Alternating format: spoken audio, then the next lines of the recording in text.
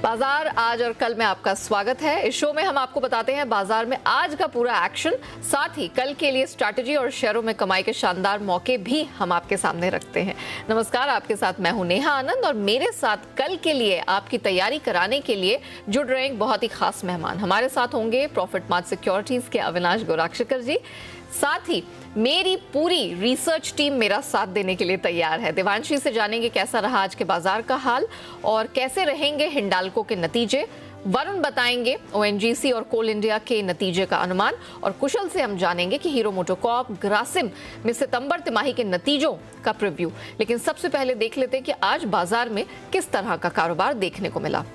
तो आज weekly expiry के दिन भी मार्केट में अच्छा खासा प्रेशर दिखाई दिया। लगातार तीसरे ट्रेडिंग सेशन बाजार गिरावट लेकर बंद हुए हैं। निफ्टी तकरीबन 150 अंक फिसला है आज और इसमें हमने क्लोजिंग 17,900 के नीचे होते हुए देखिए। वहीं अगर सेंसेक्स की बात की जाए तो 433 अंक इसने भी गंवाए हैं और सेंसेक्स में आज जो हमने क्लोजिंग देखी है वो 60,000 के नीचे हुई है। निफ्टी बैंक की वहीं पर बात की जाए तो 460 अंकों से ज्यादा की कमजोरी यहां देखने को मिली। लगातार चौथे दिन गिरावट हावी रही। आज मेटल सेक्टर को छोड़ दिया जाए तो सभी सेक्टोरल इंडाइसेस में आज बिकवाली ही हावी रही। चलिए अब आगे बढ़ने से पहले देख लेते हैं कि आज संस्थागत निवेशकों ने कितनी खरीदारी या फिर बिकवाली की है। शुरुआत एफआईआई से करते हैं। एफआईआई यानी कि माफ कीजिएगा, विदेशी संस्थागत निवेशक, इन्होंने कैश मार्केट में तकरीबन 1,637 करोड़ रुपए की बिकवाली की है। वहीं डीआईआईज की बात करें यानी कि घरेलू संस्थागत निवेशक, इन्होंने तकरीबन 446 करोड़ रुपए की खरीदारी की है। चलिए तो बाजार में आज के एक्शन को डिटेल में समझेंगे। किन सेक्टर्स में सबसे ज्यादा उठापटक रही ये बताने के लिए मेरी सहयोगी देवांशी मेरे साथ मौजूद है। देवांशी बताइए, बाजार में खबरों के दम पर किन सेक्टर्स में आज सबसे ज्यादा एक्शन दिखा? जी बिल्कुल, आप देखिए आज वीकली एक्सपायरी के दिन बाजार में कमजोरी के साथ कामकाज होता हुआ दिखा। ग्लोबल मार्केट्स के संकेत नेगेटिव थे। एफआई की जो बिकवाली हावी होती हुई दिख रही है, इन सब के चलते हमारे बाजार में भी आज कमजोरी के साथ कामकाज होता हुआ दिखा है। निफ्टी बैंक में सबसे ज्यादा दबाव था। ज्यादातर इंडाइसेस आज लाल निशान के साथ कामकाज करते हुए दिखे। चुनिंदा पॉकेट्स थे जहां पे आज हरे निशान के साथ कामकाज हुआ है। रिटेल और मेटल्स आज लीड करते हुए दिखे। सबसे पहले अगर निफ्टी बैंक की बात करें तो हैवी वेट्स में सबसे ज्यादा कमजोरी थी, जैसे कि एसबीआई, कोटक, आईसीआईसीआई बैंक और एचडीएफसी बैंक। इसके साथ ही फाइनेंशियल्स में भी आज गिरावट देखने मिली। निफ्टी के अगर लूजर्स की बात करें तो यहाँ पे भी हमने देखा HDFC twins, ICICI bank, Infosys, यहाँ पे गिरावट आती हुई दिखी। साथ ही अगर गेनर्स की बात करें निफ्टी पर, मेटल स्टॉक्स लीड करते हुए दिखे। रिटेल स्टॉक्स में टाइटन आज का टॉप गेनर था। हिंडाल्को, जेएसडब्ल्यू स्टील में भी आज खरीदारी थी। आईटी स्टॉक्स यहाँ पे गिरावट थी। अब देखिए टेक महिंद्रा, जेंसार टेक जैसे स्टॉक्स में आज लाल निशान के साथ कामकाज हुआ। मेटल स्टॉक्स गेन करते हुए दिखे। हिंडाल्को, जेएसडब्ल्यू स्टील जैसे स्टॉक्स टॉप गेनर रहे और इसके साथ ही आज का जो हाईलाइट था वो नतीजों के चलते जिस स्टॉक्स में मूवमेंट आई है वहां पे डबल डिजिट में गेन्स देखने मिले हैं। ऐसे कमजोर बाजार में भी थर्मैक्स 14% तक की तेजी, क्रिसिल में भी आज अच्छे गेन्स थे।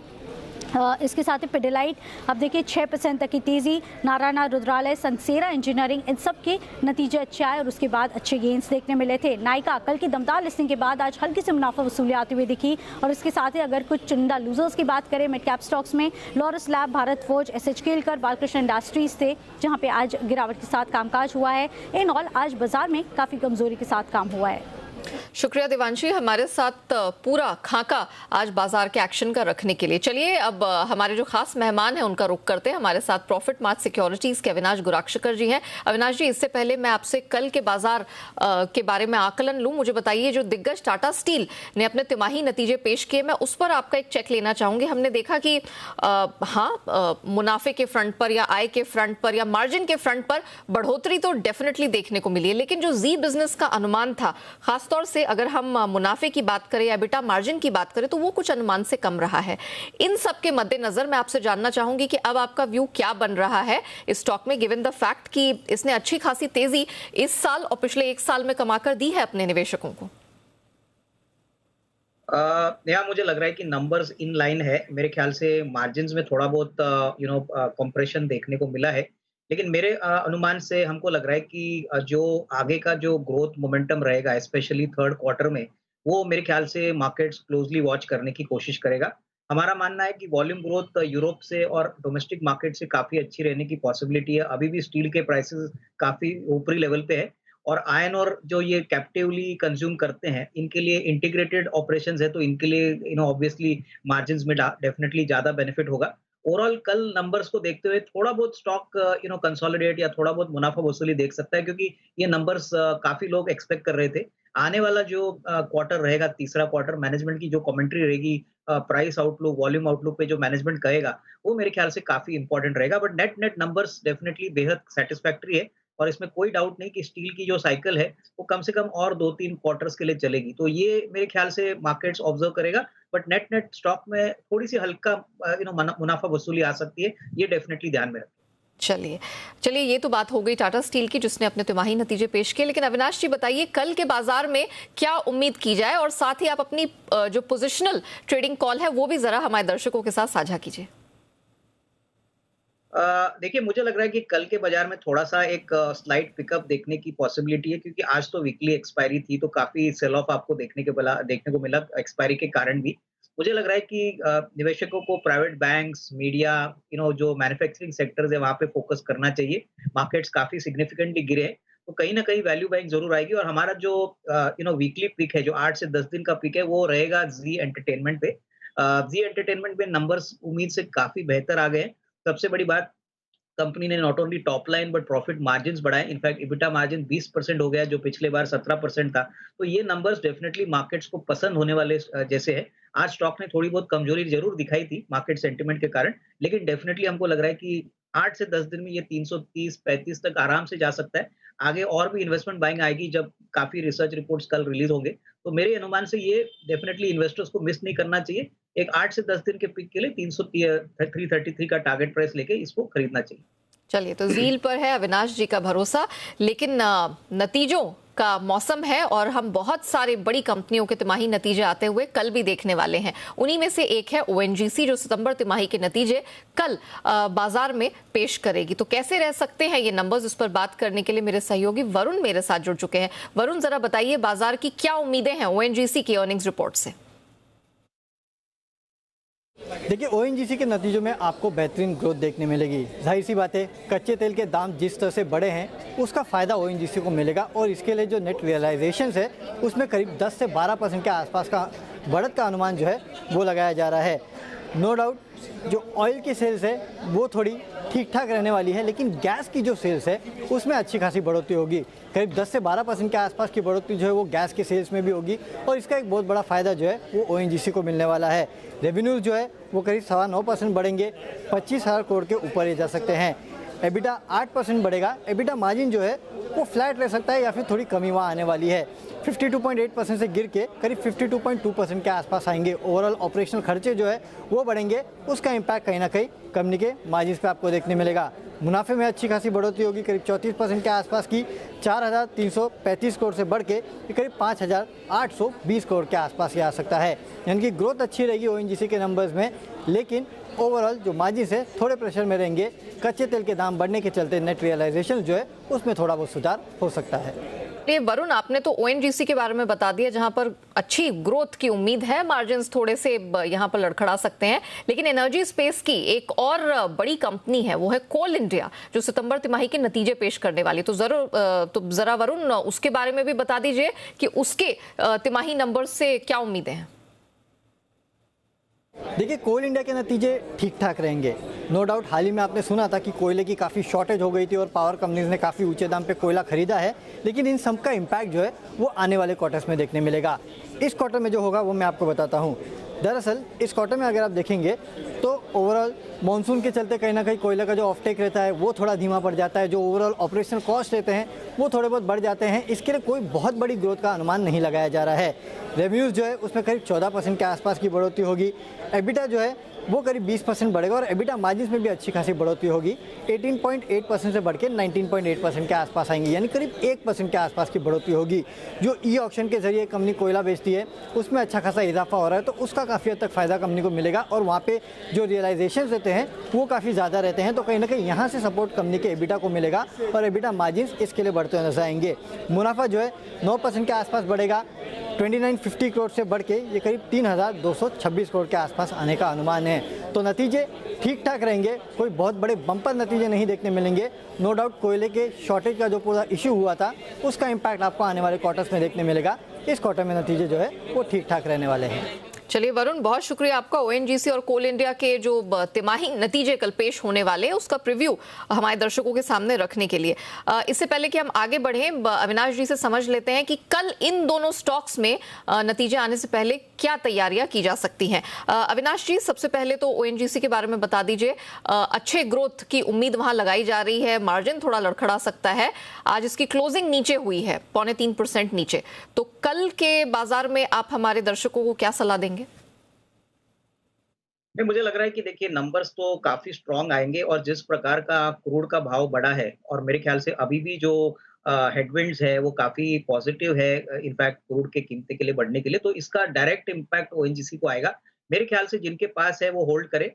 ओएनजीसी में डेफिनेटली अच्छी बढ़ोतरी होने की पॉसिबिलिटी है क्योंकि होपफुली अगर क्रूड 90 या $95 पहुंचता है तो हर इंक्रीमेंटल डॉलर गेन जो क्रूड में आता है उसका मुनाफे में काफी सिग्निफिकेंट इम्पैक्ट पॉजिटिवली ओएनजीसी को मिलेगा।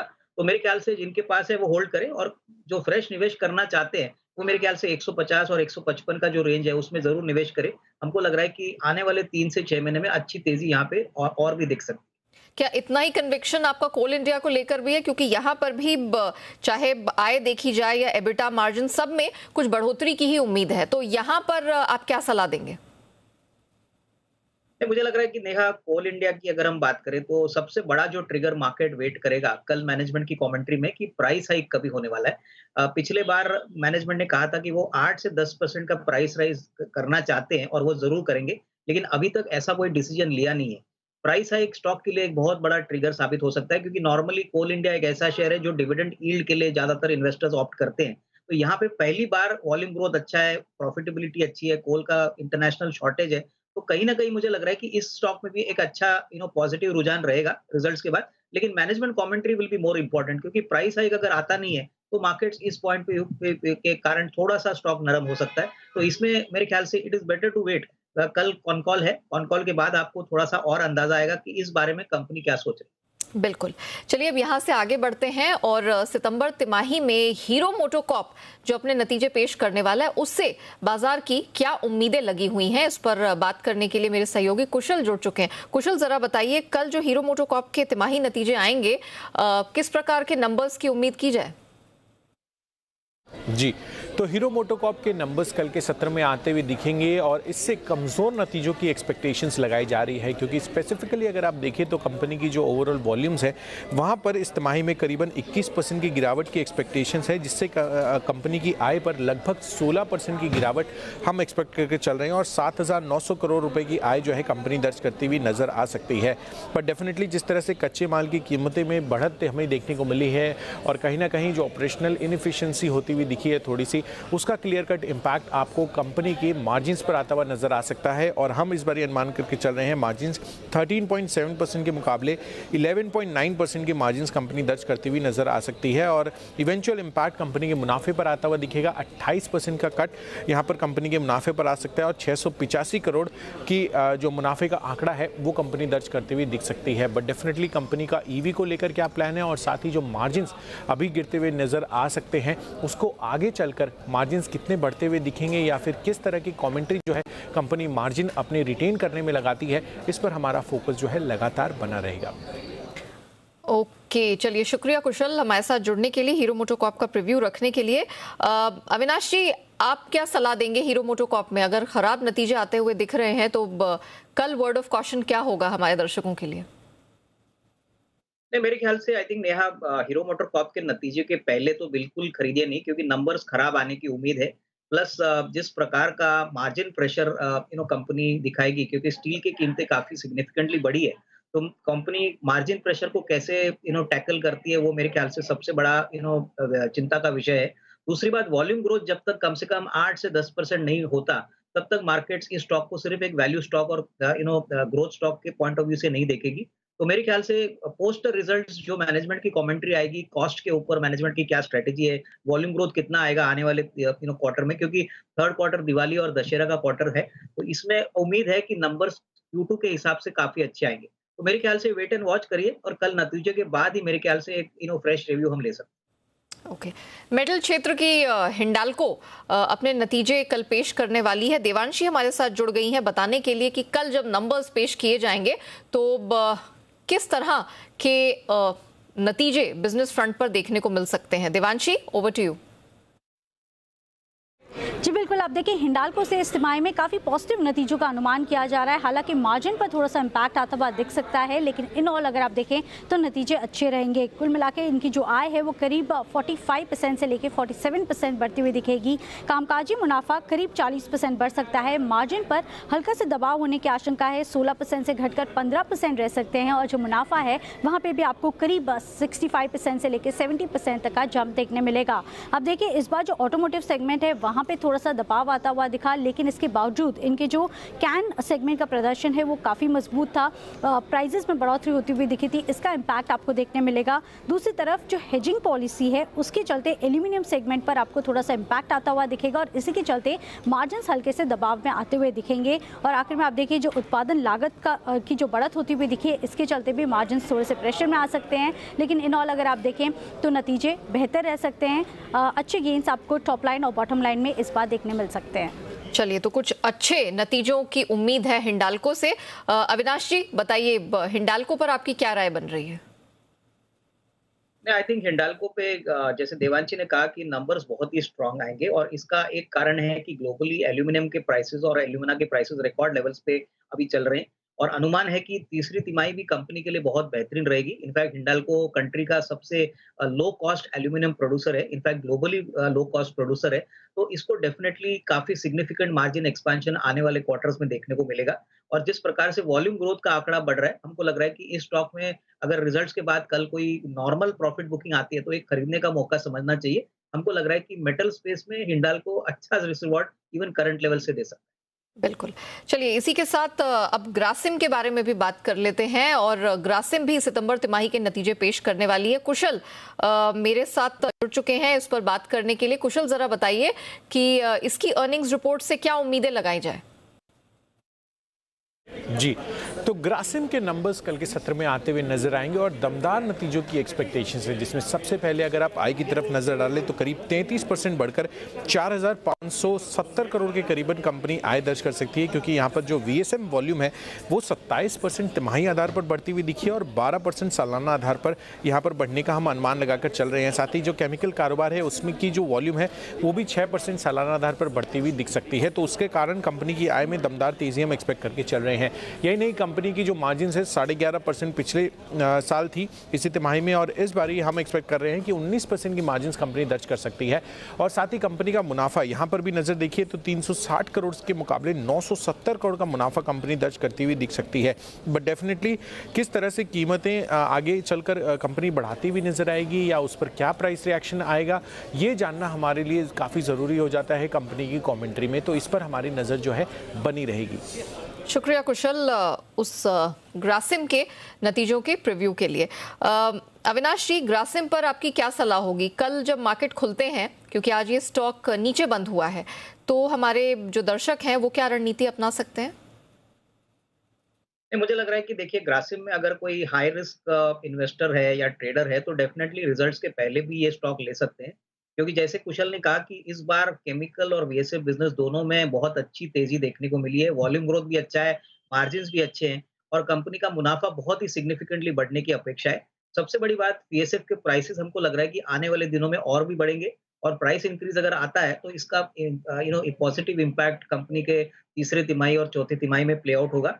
मोस्ट इंपॉर्टेंटली ग्रासिम लार्जली एक होल्डिंग कंपनी है, लेकिन इनका जो VSF बिजनेस है वहां पे वो एक मोनोपोली प्लेयर है और ये आजकल काफी कंजम्पशन के पॉइंट ऑफ व्यू से काफी बढ़ रहा है, क्योंकि टेक्सटाइल सेक्टर ओवरऑल अच्छी तेजी दिखा रहा है। तो उस पॉइंट ऑफ व्यू से जो निवेशक रिजल्ट्स के पहले खरीदना चाहते हैं वो भी पहले खरीद ले, क्योंकि हमको लग रहा है रिजल्ट्स आने के बाद आपको डेफिनेटली अच्छी तेजी देखने को मिलेगी।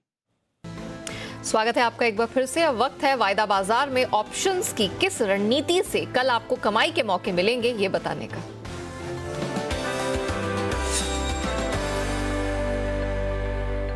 तो आज ऑप्शंस की स्ट्रैटेजी बताने के लिए हमारे साथ चॉइस ब्रोकिंग के सुमित बगड़िया जुड़ चुके हैं। सुमित नमस्कार, स्वागत है आपका। बताइए कल ऑप्शंस के जरिए कहां कमाई के मौके दिखाई दे रहे हैं? ओके, चलिए सुमित से हमारा संपर्क टूट चुका है, लेकिन हमारे साथ अविनाश गोरक्षकर जी हैं। अविनाश जी, हमारे दर्शकों के साथ अपनी लंबी अवधि की जो निवेश की रणनीति है, जो स्टॉक है, स्टॉक पिक है, वो जरा शेयर कर दीजिए। बिल्कुल। नया जो स्टॉक हमको पसंद है इन्वेस्टमेंट पिक के पॉइंट ऑफ व्यू से, वो एक ऑटो कंपोनेंट कंपनी है और कंपनी का नाम है Sharda motors limited. Sharda motors basically catalyst converters exhaust systems में स्पेशलाइज करती है और करीबन पिछले साल कंपनी ने 1735 करोड़ का रेवेन्यू जनरेट किया था और 68 करोड़ का प्रॉफिट जनरेट किया था। कंपनी काफी वेल नोन वेंडर है मारुति के लिए, जो पैसेंजर कार में मार्केट लीडर है। महिंद्रा और किया और हुंडई मोटर्स का करीबन 70 to 80% रिक्वायरमेंट ये केटर करती है, plus commercial vehicle two wheeler segment को भी केटर करती है। इस कंपनी की सबसे बड़ी स्पेशलिटी नेहा ये है कि कंप्लीटली डेट फ्री बिजनेस है। कंपनी के पास काफी सिग्निफिकेंट कैश है, करीबन 265 करोड़ का कैश है और सबसे बड़ी बात 25-30% का आरओसी हर साल रिकॉर्ड कर रही है, जो बहुत ही इन्वेस्टमेंट के पॉइंट ऑफ व्यू से बहुत ही बेहतरीन है। कंपनी ने पहले 6 महीने में करीबन 1050 करोड़ का रेवेन्यू और कम से कम 68 करोड़ का मुनाफा ऑलरेडी रिकॉर्ड किया है। पिछले साल पूरे साल का मुनाफा 68 करोड़ था, तो हमारा मानना है कि इस साल कंपनी कम से कम 125-130 करोड़ का मुनाफा रिकॉर्ड करेगी और करीबन 38 से 40 रुपए की अर्निंग इस साल आएगी और उसके बाद होपफुली 45 से 50 रुपए की अर्निंग आने की उम्मीद है। कंपनी ने इलेक्ट्रिक व्हीकल्स में भी अपना एक जेवी अनाउंस किया है, जिसका फायदा कंपनी को जरूर मिलेगा। तो मेरे हिसाब से कंपनी की वैल्यूएशंस बहुत सस्ती है। अगर हम दूसरे ऑटोमोबाइल कंपोनेंट कंपनीज की बात करें तो ये सबसे सस्ती वाली कंपनी है, ग्रोथ पोटेंशियल भी अच्छा है, डेट फ्री बिजनेस भी है। तो यहाँ पे कम से कम 835-840 का टारगेट प्राइस लेके इसको अगले 6 से 12 महीने के लिए रखना चाहिए। करंट प्राइस काफी अट्रैक्टिव है, तो ये मेरी तरफ से ये वैल्यू पिक। चलिए, वैल्यू पिक दमदार कमाई कराने वाला शारदा मोटर्स पर दाव लगा है अविनाश जी ने। अविनाश जी, बहुत शुक्रिया हमारे साथ जुड़ने के लिए और अपनी जो पिक्स हैं वो दर्शकों के सामने रखने के लिए। चलिए क्विकली एक बार सुमित बगड़िया जी से कांटेक्ट करने की कोशिश करते हैं और उनसे समझते हैं कि कल ऑप्शंस के जरिए कहाँ मौके बन रहे हैं। सुमित जी। हाँ जी, बताइए, कल ऑप्शंस के जरिए आपको कहाँ मौके कमाई के दिखाई दे रहे हैं? Good evening Neha. नया देखिए, आज मार्केट में अच्छी खासी करेक्शन देखने को मिल चुकी है। अब मेरे को लगता है ये करेक्शन रुक जानी चाहिए और यहाँ से अच्छा खासा रिकवरी आना चाहिए। तो इस रिकवरी को प्ले करने के लिए मेरे पास 2 ऑप्शन का स्ट्रेटेजी है और दोनों तेजी करने का है। तो पहला जो स्टॉक है वो है रिलायंस। रिलायंस में एक अच्छा मोमेंटम बनना चाहिए। 2540 वाला कॉल 60-61 के आसपास लेने का सलाह रहेगा। 48 रुपए का इसके अंदर स्टॉप लॉस लगाएं और ऊपर में टारगेट 75 रुपए से लेकर 85 रुपए तक के जल्दी ही देखने को मिलने चाहिए। दूसरा जो स्टॉक है वो है ऑटो सेक्टर का M&M। M&M भी मुझे लगता है कि इस बाउंस बैक में अच्छा सपोर्ट करेगा। 930 का कॉल तेजी करने का सलाह रहेगा, 17 रुपए के आसपास लेने का सलाह, 12 रुपए का इसके अंदर स्टॉप लॉस लगाना है। ऊपर में टारगेट बनेंगे 24 रुपए से लेकर 28 रुपए तक के। तो रिलायंस और M&M में ध्यान रखें, यहाँ से एक अच्छा ऊपर का मूव देखने को मिलना चाहिए। वेरी वेल सुमित जी, बहुत शुक्रिया आपका हमारे साथ जुड़ने के लिए और ऑप्शंस की धमाकेदार रणनीति हमारे दर्शकों के साथ आज शेयर करने के लिए।